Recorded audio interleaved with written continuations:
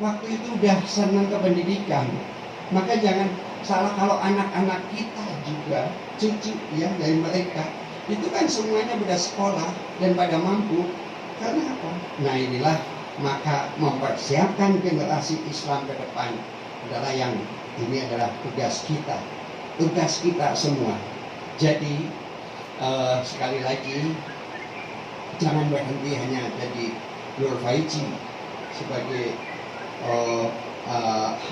Purnawirawan Polri Bintang 3. Jangan sampai berhenti hanya saya menjadi bupati, tapi bagaimana mempersiapkan generasi-generasi ke depan yang ini. Nah itulah pentingnya Bapak Ibu sekalian. Saya akan support terus, walaupun saya kan membangun Cilacap ini tidak harus menjadi Kapolda, tidak harus menjadi ini, tidak harus menjadi bupati. Kita bisa jadi semua bersama-sama kita bangun yuk Cilacap, dari khususnya dari Majenang yang kita cintai ini. Demikian Pak Kiai, terima kasih. Saya tetap senang silaturahmi seperti ini. Kemarin saya bahagia sekali Pak Nur, saya cerita saya pulang dari Cilacap, Nadar, jalan-jalan, pulang mau jalan kaki 97 kilo. Ternyata yang salaman itu 1 juta. Itu banyak salaman, sampai dia datang apa-apalah. Sampai saya iris kembali lagi. Tapi yang Selamat sore Mbak Tita. Selamat sore. Mbak Tita kan ini putri sulung Pak Tato ya. Ini kan dulu Pak Tato sama Ibu waktu Pak Tato masih menjabat punya cita-cita atau keinginan ingin mengembangkan sekolah lembaga pendidikan Islamik di komplek Taman Tato ini. Ini kan Bapak sudah purna. Lantas dari Mbak Tita sendiri selaku putrinya, agar cita-cita beliau bisa terwujud bagaimana Mbak? Terima kasih. Assalamualaikum warahmatullahi wabarakatuh. Nama saya Tita Ernawati. Kebetulan saya putri tertua dari Bapak Tato Suharto Pamuji. Nah ini kita berada di lahan, kalau orang bilang namanya Ciguling ya. Ini luasnya tadi Bapak mungkin sudah menyebutkan kurang lebih sekitar 4 hektar.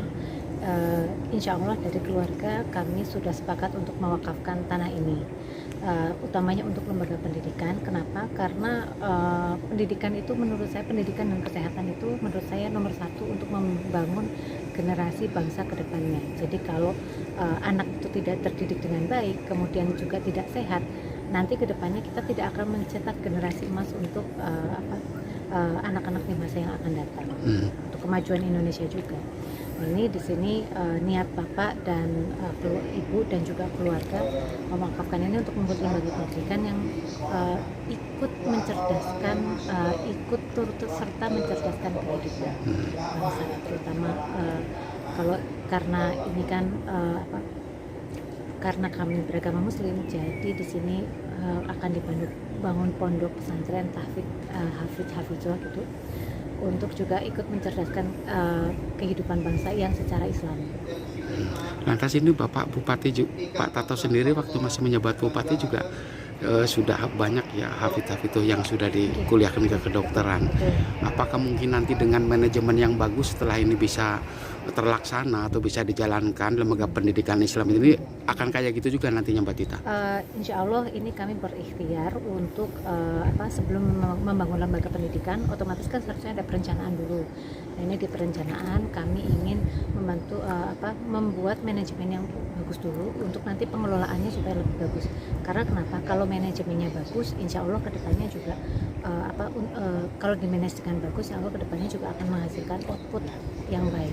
Kalau dulu Bapak jadi bupati mungkin kan sudah pernah hafizoh sekolah di kedokteran atau juga di fakultas lain yang nantinya akan menunjang kehidupan mereka yang di masa yang akan datang.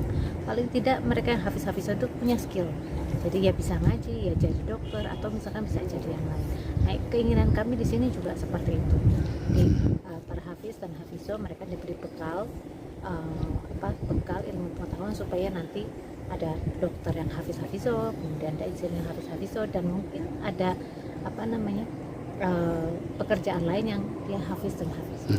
Mbak, ini kan tentunya kalau yang terkenal di sini kan Taman Tato ya, Oke. begitu luas. Oke. Boleh tahu nggak untuk dari keluarga besar Pak Haji Tato sendiri ikhlas nggak Pak Mbak untuk ini? Insya Allah kami ikhlas.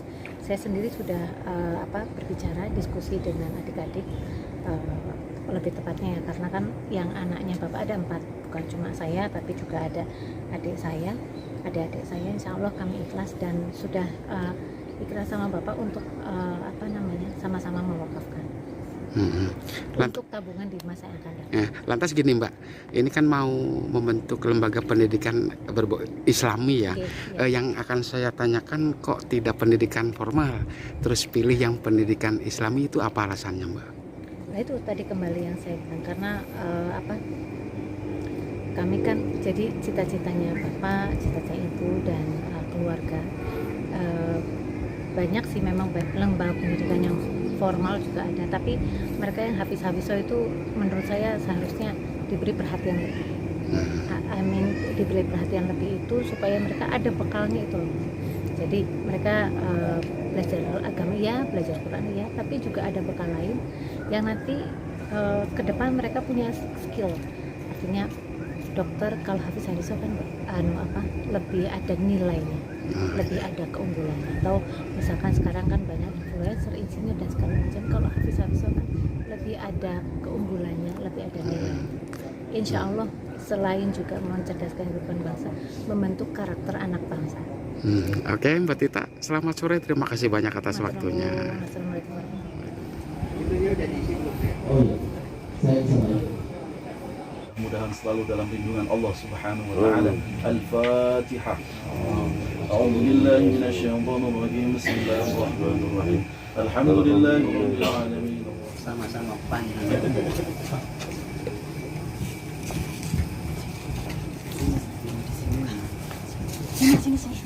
Sini Mas, sini.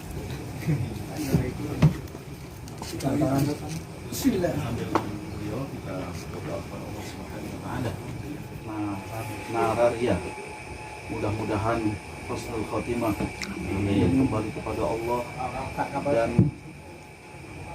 menjadi wa ala alihi wa ashabihi wa azwajihi wa dzurriyyatihi wa ikhwanihi minal anbiya wal mursalin والشهداء والصالحين والصحابة والتابعين والعلماء المصنفين وجميع آبائنا وأمهاتنا وأجدادنا وجداتنا ومشايخنا ومشايخ مشايخنا وأساتذتنا وجميع أهل القبور من المسلمين والمسلمات والمؤمنين والمؤمنات الأحياء منهم والأموات. الفاتحة. أعوذ بالله